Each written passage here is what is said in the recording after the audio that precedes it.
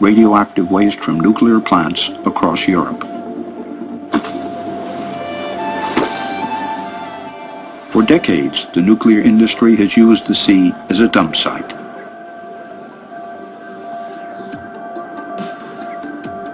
May 1967. In the port of Emden, Lower Saxony, nuclear waste from Germany, Britain and France will be loaded onto the British cargo ship Topaz. The barrels are to be dumped in at least 4,000 meters of water. The nuclear waste was supposed to be diluted by the water. This is considered to be an absolute certainty. The British crew of the Topaz dumps the radioactive load into the sea. More than 100,000 tons of nuclear waste disappear into the North Atlantic, the Irish Sea, but also into the shallow waters of the English Channel. If you look at the inventories, the analysis of materials that have been recovered from the seabed that have only come from dumping, not atmospheric testing, from dumping, there's no doubt in my mind that high-level waste has been physically dumped at sea.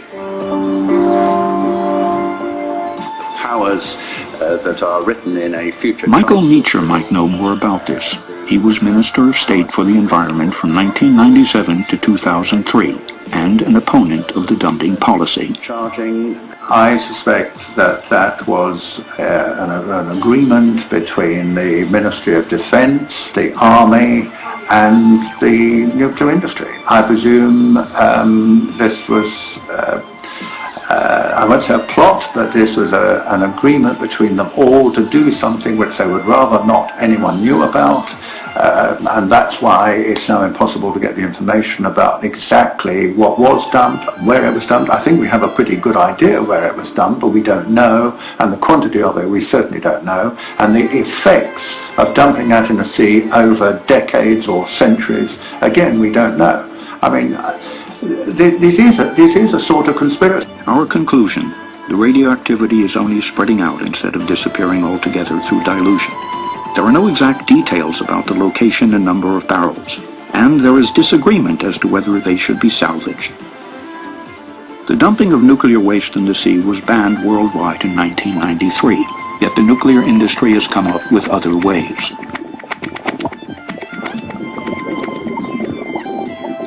They no longer dump the barrels at sea. They built kilometers of underwater pipes through which the radioactive effluent now flows freely into the sea.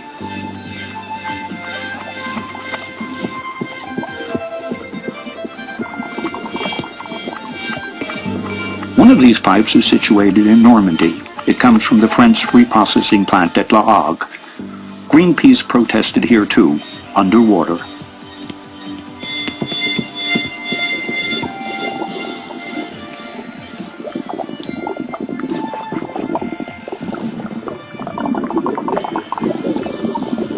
To environmentalists, the matter is clear-cut.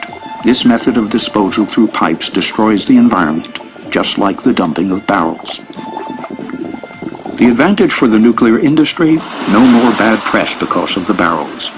For the disposal via waste pipes remains hidden from the public eye, quite literally. LAG is the waste processing plant servicing nuclear waste from all over Europe. Germany's casters rolling into Normandy. It is essential to understand the reality of the world. Helen, you know, the Fairwind site has been getting a lot of anecdotal evidence from people all over northern Japan. We just got an email just last week of a woman whose two sisters were pregnant, and one child was born deformed and the other two died in the womb. They were pregnant during the accident, and they could tell the metallic taste on their tongues and all that kind of stuff. So I just am concerned that the Japanese government isn't properly accounting for that. You know, that's the same problem that Yablokov had when he was in the Ukraine. Yeah, the Japanese government is really up to lunch, I would say. It's covering up this accident even worse than the Russian government did. I mean, the Russian government didn't admit there'd been a meltdown for about 10 days, and they didn't start studying the victims for about 5 years at all, and denied a lot of evidence, medical evidence about what was happening. But at least they evacuated people almost immediately. The Japanese government has virtually not done that. Children are living now in areas of very high radiation. In fact, Arnie, as you know and you've measured, there are areas of very high radiation in Tokyo per se, and people are living within the apartments with radioactive dust and the like. I've been to Japan and talked to the people, and they're desperate to hear the truth. I mean, even if it's grim, they want to hear the facts about what radiation can do, particularly to their children who are so incredibly vulnerable. And it's really, it takes my breath away. I've never seen anything so really despicable in my 40, 50 years of being a doctor, that people are being ignored in the face of great danger. The nuclear accident forced many people to leave their homes. Some of those people died while they were living in temporary shelters. Government officials in charge of reconstruction say fatigue and stress damaged their health. The officials say 35 displaced residents of Fukushima Prefecture have died. They say all of them had to leave homes in the no-entry zones around the nuclear plant, and they say most were aged in their 60s to 80s. Estimates from the Health and Welfare Ministry suggest 1.03 million people were born in 2012, the lowest number since the end of World War II. More than 1.24 million died, the second most in post-war era. About 8,000 more died in 2011 when the earthquake and tsunami hit northeastern Japan. The total population decreased by a record 210,000. Before 1950, an average Japanese woman had more than 4 children during her lifetime. In 2012, that figure stood at 1.39, about the same as it was the year before. The population is expected to continue aging and declining. 150,000 people living around the plant had to evacuate. They're still waiting to hear when they can go home. Some evacuees are suffering from stress-related health problems. Government agencies say about 2,600 people died after moving into temporary shelters or housing. Workers found 9,000 becquerels of cesium-134 per liter of water in an observation well and 18,000 becquerels of cesium-137. The well is located between the number 2 reactor and the ocean. The amounts were about 90 times higher than on Friday. TEPCA officials say they can't explain the sudden jump. They're also unsure how the cesium is affecting the ocean. Workers have detected increasing amounts of radioactive substances in seawater near the plant since May. A sample taken last week contained the highest concentration of radioactive tritium recorded in more than 2 years. Supposedly, governments were invented to make human life easier and safer. But governments always end up enslaving humanity. That which we create to, quote, serve us, ends up ruling us. The U.S. government, by and for the people, now imprisons millions, takes half the national income by force, overregulates, punishes, tortures, slaughters foreigners, invades countries, overthrows governments, imposes 700 imperialistic bases overseas, inflates the currency, and crushes future generations with massive debts. The earliest governments and empires were in fact a ruling class of slave hunters who understood that because human beings could produce more than they consumed, they were worth hunting, capturing, breaking in, and owning. The earliest Egyptian and Chinese empires were in reality human farms, where people were hunted, captured, domesticated, and owned like any other form of livestock. The ruling class, the farmers, kept a large portion of that excess while handing out gifts and payments to the brutalizing class, the police, slave hunters, and general sadists, and the propagandizing class, the priests, intellectuals, and artists. When cows are placed in very confining stalls, they beat their heads against the walls, resulting in injuries and infections. Thus, farmers now give them more room, not because they want to set their cows free, but rather because they want greater productivity and lower costs. The next stop after free range is not freedom. The rise of state capitalism in the 19th century was actually the rise of free-range serfdom. Additional liberties were granted to the human livestock not with the goal of setting them free, but rather with the goal of increasing their productivity. The recent growth of freedom in China, India, and Asia is occurring because the local state farmers have upgraded their livestock management practices. They have recognized that putting the cows in a larger stall provides the rulers more milk and meat. When you look at a map of the world, you are not looking at countries, but farms. You are allowed certain liberties: limited property ownership, movement rights, freedom of association and occupation, not because your government approves of these rights in principle, since it constantly violates them, but rather because free-range livestock is so much cheaper to own and so much more productive. Rulers have also recognized that if they prevent you from fleeing the farm, you will become depressed, inert, and unproductive. A serf is the most productive when he imagines he is free. Thus, your rulers must provide you the illusion of freedom in order to harvest you most effectively. Thus, you are allowed to leave, but never to real freedom, only to another farm. They will prevent you from taking a lot of money. They will bury you in endless paperwork. They will restrict your right to work, but you are, quote, free to leave. Due to these difficulties, very few people do leave, but the illusion of mobility is maintained. If only 1 out of 1,000 cows escapes, but the illusion of escaping significantly raises the productivity of the remaining 999, it remains a net gain for the farmer. Wide eyes gaze toward the sky. A Geiger counter on the figure's chest reads 0, a metaphor for a nuclear-free world.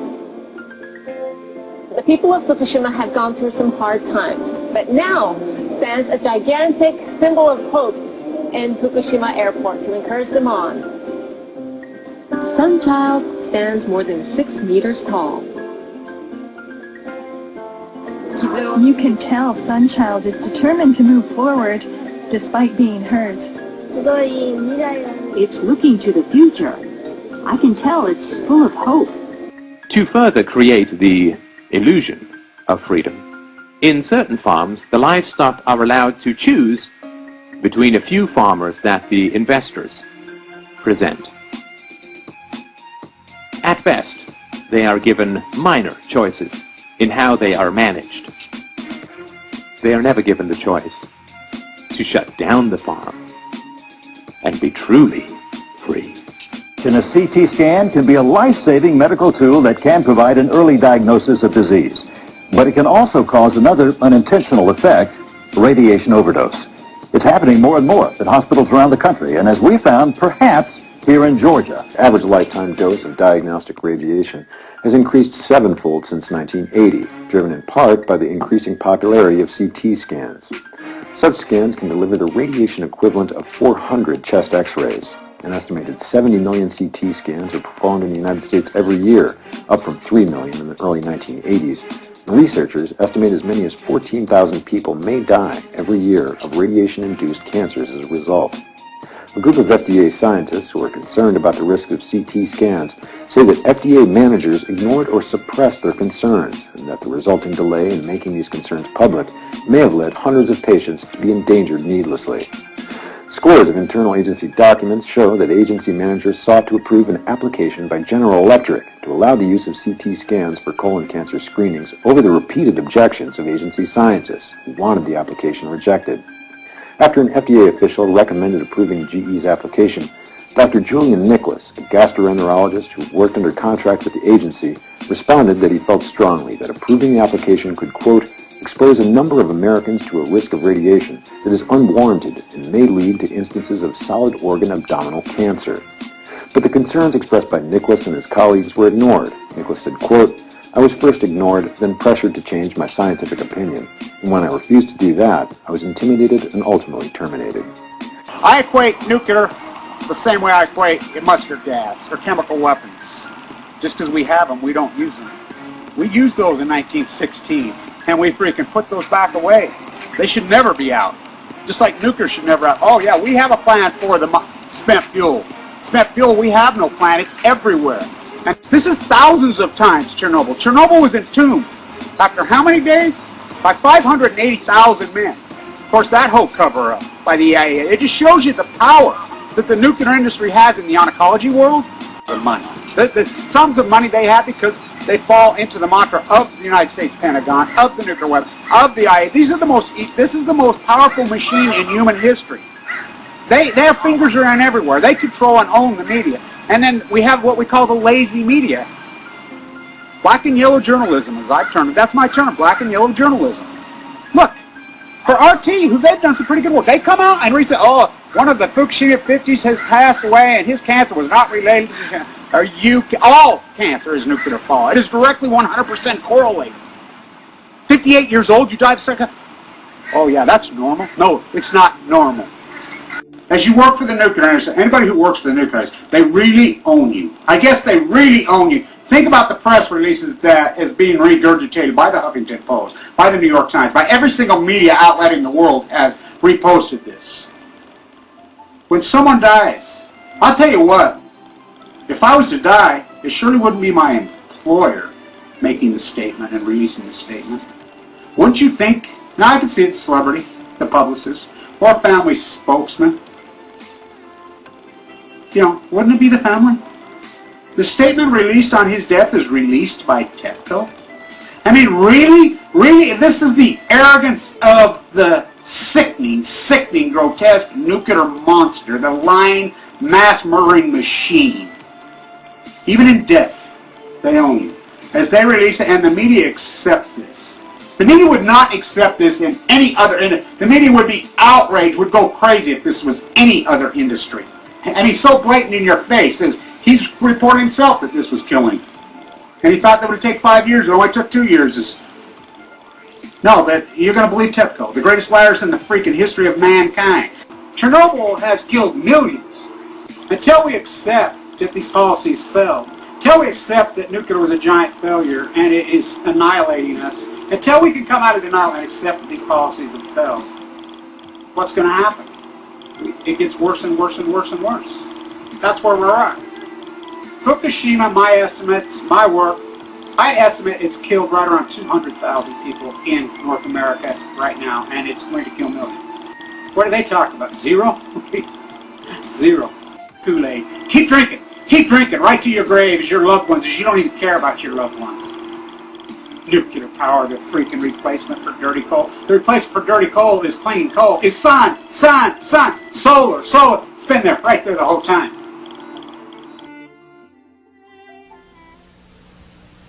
Hello, I'm Bobby Lee, and this is the Bobby Lee Show.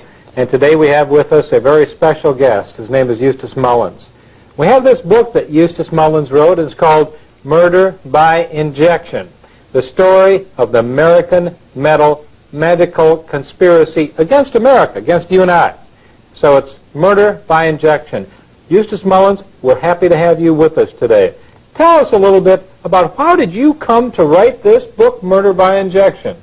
Well, I had been working for almost a half a century on the various monopolies, the legal monopoly, the banking monopoly, the secret government monopoly of the world. And I realized that all of these monopolies interacted, and about the same group of elitists, the world order people, were in each one. But I had not paid much attention to the medical profession. I thought, well, these are doctors who are curing people. They work in the hospital long hours, you know, and they're probably a public asset. And I thought that simply because I hadn't had any contact with them, fortunately for me. And other people who have had contact with them had a different view. Either they were furious, or they were disgusted, or they were dead. And so this was the status of the people who employed the medical profession in the United States, the average American citizen. And the doctors, during this period, as part of the drug trust and the medical monopoly, had various instruments furnished to them by the other monopolies. For instance, the oil monopoly of John D. Rockefeller at Standard Oil had gone into the petrochemical business, and through extensive research they had developed certain medications which they called wonder drugs, and the public, as they took these drugs, they would wonder what was going to happen to them. That's why they were wonder drugs. Others were called miracle drugs. They were called miracle drugs because if you took them and you survived, it was really a miracle. So this was the contribution of the monopolists to the medical monopoly. And the only thing that these drugs had in common was that they were enormously expensive. Now, in contrast, most of nature's remedies are enormously inexpensive. They're available, they're abundant, they're cheap, which means that the medical monopoly did not want you to use any of these medications. They wanted the greatest achievement of the modern drug trust was the invention of the $1,000 pill. They have now they have one pill which costs $1,000, which you use in cancer and various things. And nature, unfortunately, has never learned how to make a $1,000 pill. So obviously, nature is no good as far as the medical monopoly is concerned. Well, tell us a little bit, just before we get into that also, there's a difference between homeopathic medicine and allopathic, and that's part of what we're discussing also. Tell us a little bit about that, if you would, Eustace Mullins. Well, what you're talking about is a historic situation. In the 19th century, most Americans thrived on what is called homeopathic medicine, which is mostly naturopathic remedies available through nature in abundance at low cost.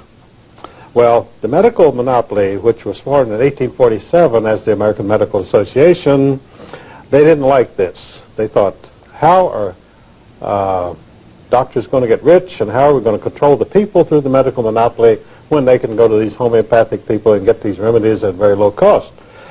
So the first plank of the AMA was, we will never allow any homeopathic physician to become a member of the AMA, and they never have.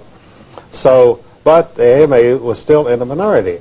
So around the turn of the century, John D. Rockefeller realized there were great potentialities of profit in the medical industry, and so he took over the medical profession.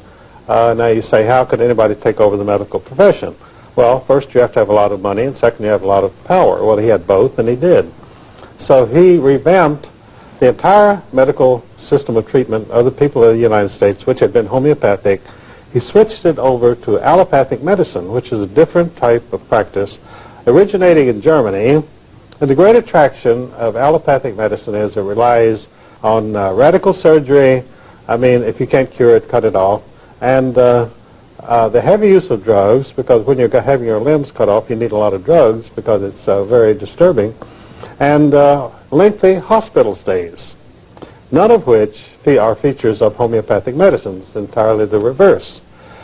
So by taking over the medical industry in 1910, through studies which he made through the Carnegie Foundation, John D. Rockefeller emerged as the kingpin of the medical monopoly in the United States.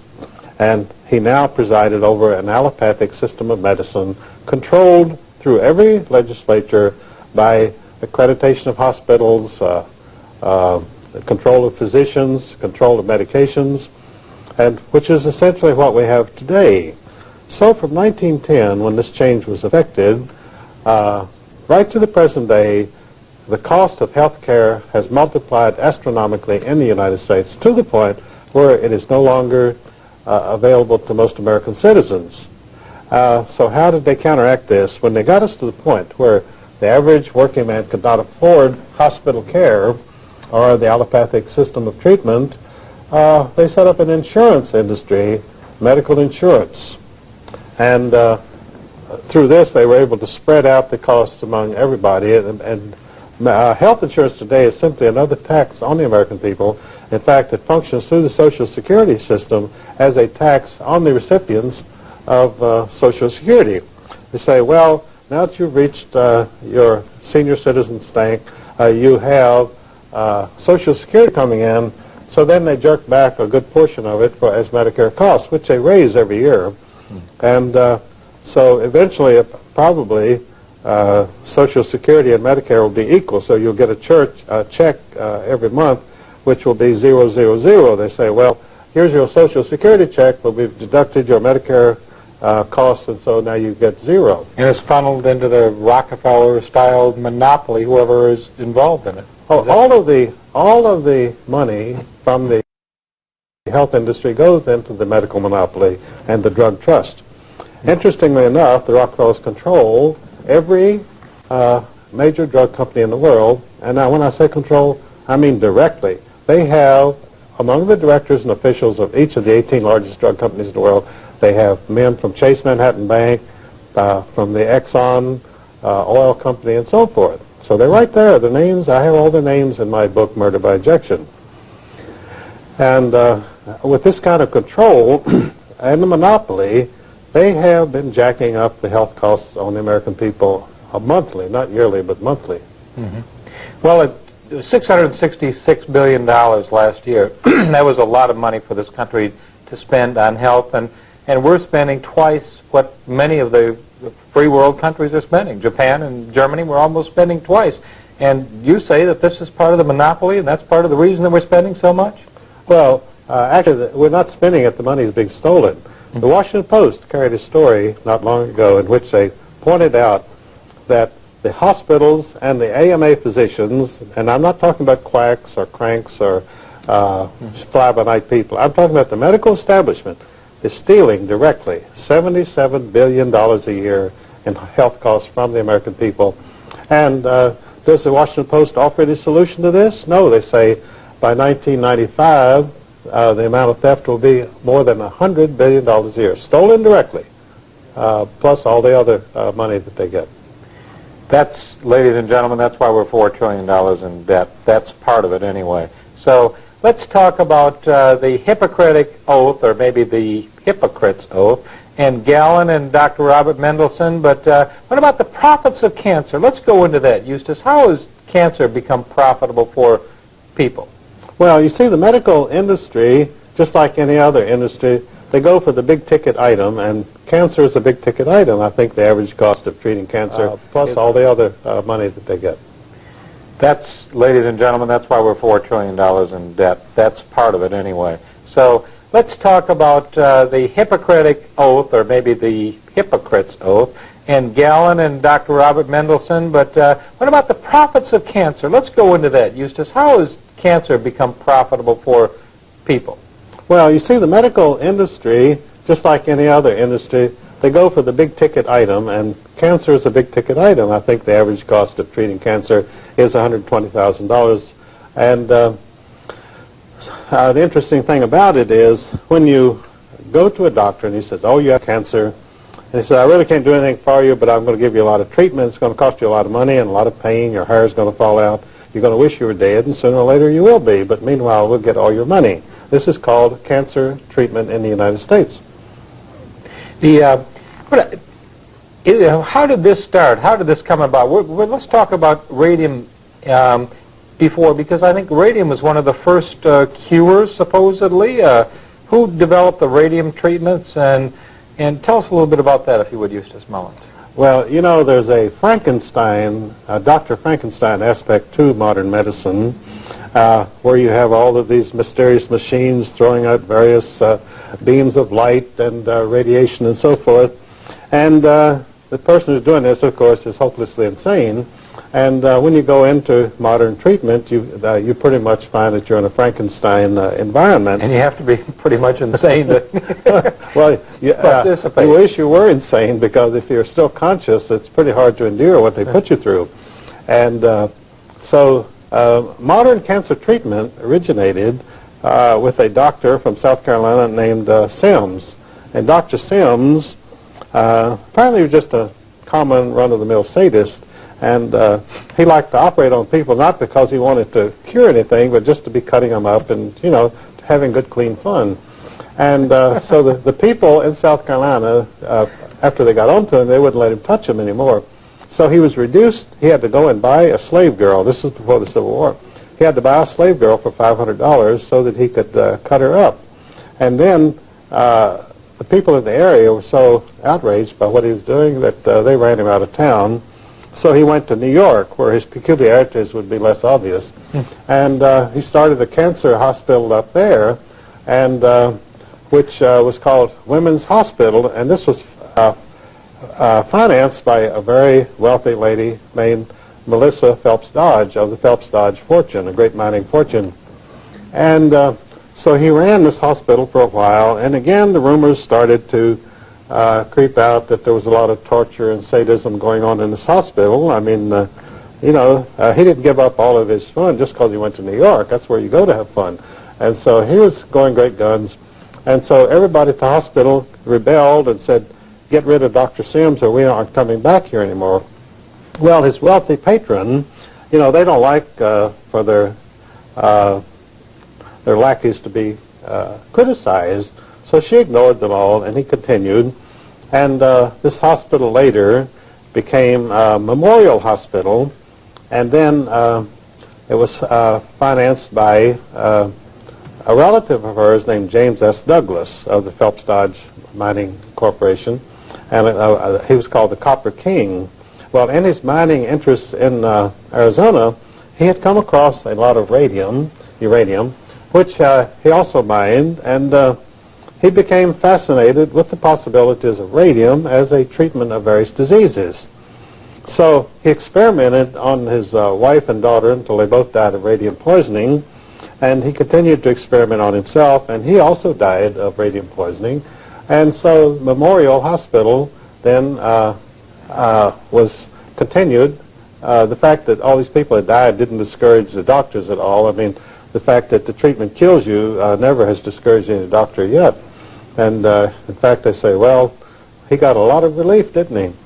And so then it became from Memorial Hospital, the name changed to Sloan Kettering after the great two automobile manufacturers, Alfred P. Sloan of General Motors and Charles Kettering, who invented the battery and the electrical system of the automobile. And their fortune was funneled into this Memorial Sloan Kettering Hospital, which became the center of cancer treatment of the entire world. I call it the Cancer Mausoleum there in New York City. And it looks like an old Egyptian mausoleum. So even though it had the names of Sloan Kettering on it, it was taken over entirely by the Rockefellers. Lawrence Rockefeller's on the board, and various of their people from Chase Manhattan Bank. When you read, and I have the list of directors of Sloan Kettering in my book, each one of them has a direct Rockefeller connection. All the cancer treatment in the United States stems from the work done at Sloan Kettering. And it's still principally based on radiation and on chemotherapy and radical surgery. And in fact, they had one treatment there which consisted of chopping the whole lower part of the body off on the theory that that would stop cancer. Well, everyone they tried this treatment on died, so even to stop cancer, right? Well, they say the operation was successful, but the patient died. That's modern medicine. And like I say, you lose a few and you win a few. So anyway, Sloan Kettering is the great cancer hospital, and the fact that it goes back to this lunatic named Dr. Sims doesn't bother them one bit. Well, tell us a little bit about the difference today. What is chemotherapy, and can chemotherapy be helpful under certain circumstances? Well, the theory behind all cancer treatment of the medical monopoly and the drug trust is that you destroy the offending cell. A cancer cell is a cell which supposedly has run amok and begins to grow wildly throughout the body, and it shuts off normal cells and kills them, and that's how you die of cancer. Well, this approach, which is strictly allopathic, says you've got to destroy that offending cell first through radiation, and you burn it out, which means you burn up everything around it also, but that doesn't discourage anybody. And secondly, through chemotherapy, you find some very strong chemical which can be injected into the body. It'll go right to the offending cell and destroy it, and of course it also destroys everything around it. Now, the homeopathic cure for cancer is restore the immune system. In other words, the body can control cancer through its own native resources, its inner resources of isolating the offending cells and then destroying them or letting them starve. But actually, all allopathic remedies for cancer actually encourage the cancer. For instance, they always make exploratory surgery. Well, in cancer, once you cut anywhere in the flesh, the cancer will go throughout the entire body. The cancer cells just say, boy, what an opportunity. We can go everywhere now through this surgery, and so they do. So that's why they say in cancer treatment, oh, they opened him up and looked at him and said it's hopeless and sewed him back up. And that's exactly what happens, because once you cut into a cancer patient, he's gone anyway. So one of the great causes of the spread of cancer in the United States is our exposure to carcinogenic systems, mainly chemicals and pollutions in the air. So the allopathic system, the Rockefeller system of controlling cancer, once you have introduced carcinogenic substances into the system and you begin to have cancer, then their solution is to introduce even more carcinogenic substances into the system, which they call chemotherapy. And of course the patients die there too. And the great illustration of the success of chemotherapy was a very famous Senator Hubert Humphrey, who had been vice president, and he developed bladder cancer. And so they treated him for about a year and a half, and they said, what a great success it is that we're having with Senator Humphrey with chemotherapy. So then Hubert Humphrey finally was interviewed, and he said, chemotherapy is living death, and he died. So that's the only real illustration they ever had of the success of chemotherapy. And he denounced it. He had breath enough to denounce it before he died, because he had really been through misery like no human being should ever be subjected to.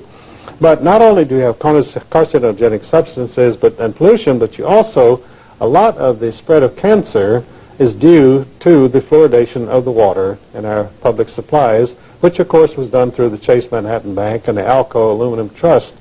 And not many Americans realize that the water systems of our major cities were fluoridated in the 1950s because the head of the public fluoridated water, not because it helps your children's teeth, but because a federal official took a $775,000 bribe. This is the way things are done in Washington. Medicine is big business, right? Medicine is big business, and it pays well if you're in the right position at the right time. So Oscar Ewing took his bribe. He went to Chapel Hill, North Carolina, and he developed one of the biggest office complexes in the South, which is now filled with government offices since he was head of the Democratic National Commission.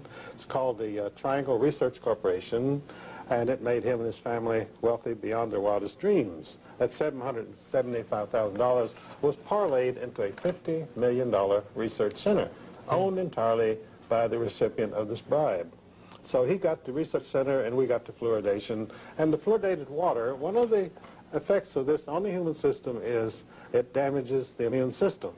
In other words, your immune system, if you have been drinking fluoridated water over a period of time, 2 years or 10 years or so what, it loses its effectiveness. So it's no longer able to combat illnesses, particularly pernicious diseases and ailments like cancer. And AIDS also stems directly from the fluoridated water. Most of your AIDS victims came from large cities which had been the first to fluoridate their water. So because of the immune system, it they made it affected more the immune susceptible? system, more susceptible to AIDS. Now the AIDS virus supposedly attacks the immune system, but the immune system has already been under attack for a long time from the person who's been drinking fluoridated water. So really what has happened when you get HIV virus is that it attacks an already weakened immune system. And so this is the real explanation of AIDS, and not because a little green monkey supposedly got together with a woman in the heart of Africa in some village, and suddenly everybody came down with AIDS all over the world. But, you know, the drug trust figures, tell them anything, they'll swallow it because we've got the media and we tell them this. Well, we've been swallowing enough drugs for a long time. Well, we have indeed, yes. Yeah, it's like we have been perpetually drugged over the last 50 years regardless. But the drug trust and the Rockefellers, their treatment for cancer is called the cut, slash, and burn technique of curing. And, of course, it's sure death. It's a slow death. I mean, it's like the old Indians, you know, when they would capture you on the frontier in the early days of this country, and they would stake you out and torture you for 4 or 5 days or as long as you could last. Well, the doctors do the same thing when they diagnose cancer. That means you're in for a really long period of torture until you finally succumb. What about the Cancer Society itself? I mean, people give a lot of money to the Cancer Society. Is that beneficial for them to do so?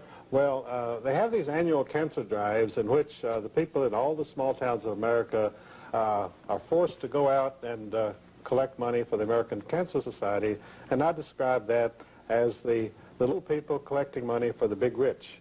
American Cancer Society is a big rich organization, and if you remember that it was founded at the Union League Club in New York City, the wealthiest club in New York, by John D. Rockefeller Jr.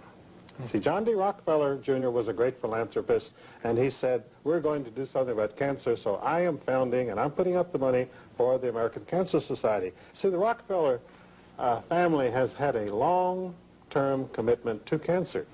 See, the founder of the dynasty, old John D.'s father, William Rockefeller, was a carnival sideshow barker who sold bottles of mineral oil for $5 a piece, and he advertised himself as the great cancer specialist. And so he sold these all up and down through Pennsylvania and Ohio when he wasn't running from the law, because he also was a very famous horse thief, and he also had 18 warrants out against him for rape. So just a very colorful character.